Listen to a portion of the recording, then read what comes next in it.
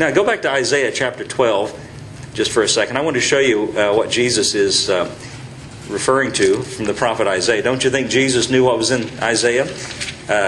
I think he did. He fulfilled it so perfectly. And notice when he is talking about the well and the water and the water being in you. Notice what it says. This is a short chapter. We'll just read the whole chapter today. Isaiah chapter 12. Isaiah speaking for God as a prophet. Looking to the future. Looking to the day in which Jesus would come and fulfill this. So in verse 1, Isaiah chapter 12 verse 1, it says, in that day, looking to the future, what we could say is that day is this day. We are living in the day which he said is that day. But he's looking forward. In that day you will say, O Lord, I will praise thee. Well, we said that here today, didn't we? Did we not? Yeah, we sang songs about that. O Lord, I will praise thee. So right away, that's a clue that this day might be that day. Does that make sense? O Lord, I will praise thee. Thou wast angry with me. Thine anger is turned away, and thou comfortest me. His anger is turned away now. You know, have you ever noticed when we come to church how many times we feel God comforting us and helping us? That's what he's doing today. He is comforting us. Behold, God is my salvation. I will trust and not be afraid. You know what? I didn't really think about this when we chose the song. We sang that very thing today. I will trust and not be afraid. Do you remember that? I just realized, he's filming this. I'm going to cut that out on the YouTube. I don't want to be singing on the YouTube. Okay. I will trust and not be afraid. For the Lord Jehovah is my strength and my song. He also has become my salvation. The day which was future for Isaiah is present tense for us. He's become our salvation. Notice he says, all the things he said, you're going to comfort me in that day. God is my salvation. I will trust and not be afraid. That's a thought we could just camp there and dwell for a while. I will trust and not be afraid. That is a benefit of what we have now through what he's given us. I will trust and not be afraid. Why? For the Lord, Jehovah is my strength. He's my song. He's become my salvation. Look at verse 3. Therefore with joy shall you draw water out of the wells of salvation. You think Jesus might have had this verse in mind when he was talking to that woman? I think so. And in that day you shall say, praise the Lord. Call upon his name. Declare his doings among the people. Make mention that his name is exalted. Sing unto the Lord, for he hath done excellent things. This is known in all the earth. Cry out and shout, thou inhabitant of Zion, for great is the Holy One of Israel in the midst of thee. I think we sang something like that today. But now go back to verse 3 here. Therefore with joy shall you draw water out of the wells of salvation. Where are these wells of salvation? Jesus said it will be in him, a well of water springing up into everlasting life. Let's go back to that again. John chapter 4. Let's read that one more time. John 4:14. Whosoever drinks of this water let's go back to verse 13. Jesus answered and said unto her, whosoever drinketh of this water will thirst again, meaning the well water. But, he said, verse 14, whoever drinks of the water that I will give him, notice again it's a gift, the gift of God, and I'll give it to him. It's free of charge. It's something he gives anyone who will dare to come and receive it from him. By the way, did you know that's how salvation is, that it's free?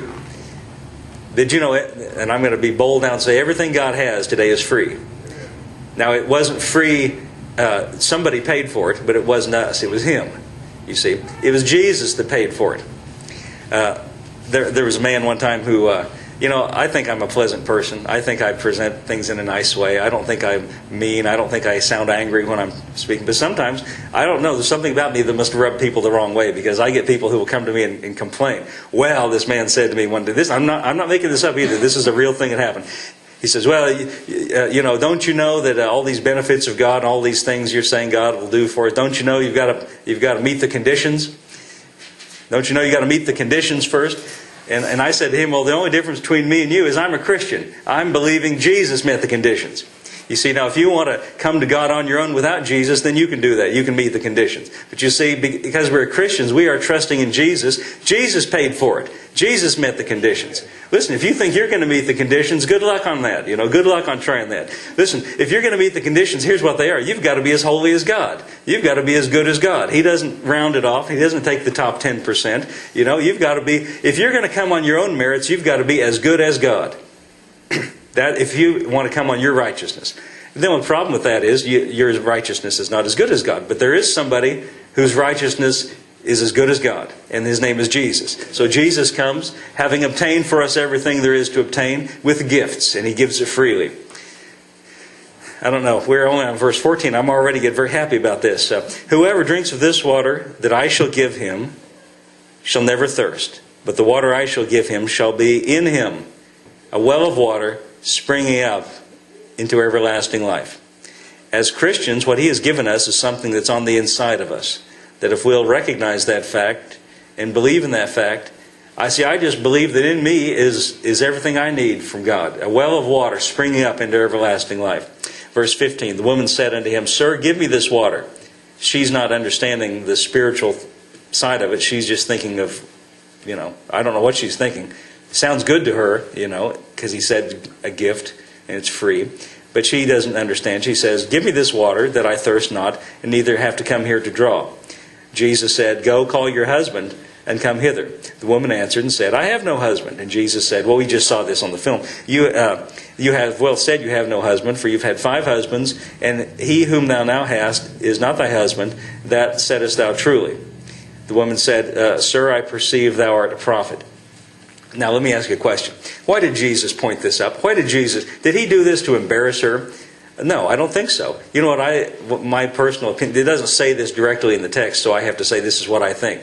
I think that the reason Jesus did this is because he recognized that this little issue that he brought up here is a source of pain for this woman in her life. This is something in her life that has caused her pain, and he is wanting to heal whatever's wrong. See, Jesus comes to our lives not to point things up, not to find fault, but to heal and fix whatever's wrong. Listen, I believe Jesus can fix everything that's wrong. And he has put his finger on for this woman. Why did he do it? So he would let her know that he understands her through and through, in and out. Did you know Jesus wants us to know that too? He understands us through and through, in and out, inside and out, and knows us to the core of our being and loves us anyway. How about that? And he's able, not only that, he's not just somebody who says, I see through you and I see everything in your life that's caused you pain and I see all the trouble and problems in your life and just stand there and look at it. What he's saying it for is, I can fix what's wrong. See, Jesus is a physician to fix what's wrong. So he is pointing up, he's putting his finger on the problem that has caused pain in this woman's life for the purpose of restoring and fixing and making things right. And notice the way he's going to restore and fix and make things right is he's going to give her something on the inside, this salvation, this water of life. Evidently, Jesus has enough confidence in salvation and in the new birth that he believes if we'll just let it work, it'll fix what's wrong in our lives. The woman said unto him, Sir, I perceive you're a prophet. Our fathers worshipped in this mountain. She's kind of changing the subject. Do you notice that? Oh, well, our fathers worshipped in this mountain, and you say in Jerusalem's the place you ought to worship. In other words, let's not talk about me and my life. Let's talk about these big theological issues for a while.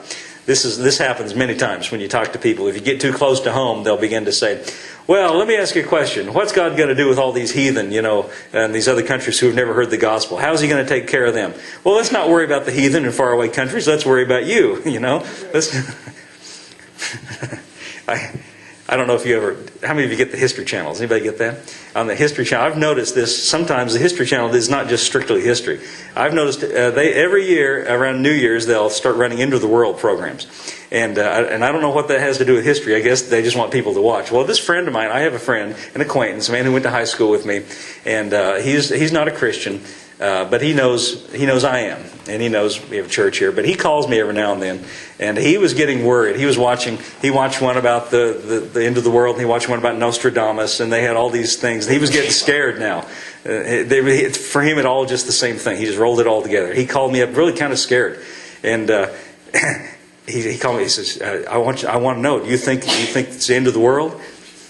Coming up here to New Year's, he was afraid the world was going to come to an end on New Year's Eve. And I said, do you think it's the end of the world? And he said, well, I don't know about that, but it might be the end of your world. In other words, let's not worry about the big picture. Let's worry about you see. And Jesus here is talking to this woman. And so she changes the subject. She wants to talk about these great cosmic things. And, you Jews say Jerusalem's where you should worship. But, we Samaritans, don't you know we worship here? That's the way we do it. And his answer is, woman, believe me, the hour comes when you shall neither worship in this mountain nor at Jerusalem.